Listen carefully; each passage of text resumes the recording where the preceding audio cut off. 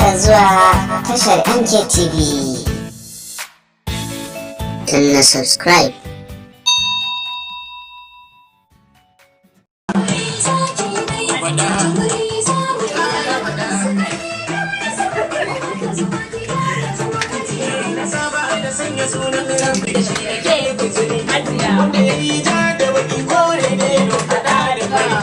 Wanda shi ya bani balaraba an tumula ne mai haƙuri.